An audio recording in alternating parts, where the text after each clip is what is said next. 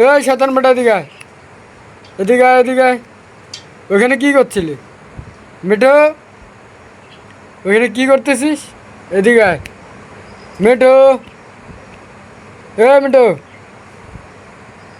মানে ওই এত পরিমাণে শয়তান এক জায়গায় থাকবে না, এখান থেকে ওখানে, ওখান থেকে ওখানে, মানে ওর কোনো ইয়া নাই।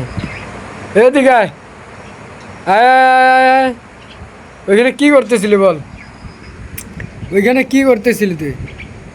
হ্যাঁ, কি করতেছিস ওইখানে? উপরে আয়, আয় আয় আয় মিঠু, এই যে, উপরে আয়।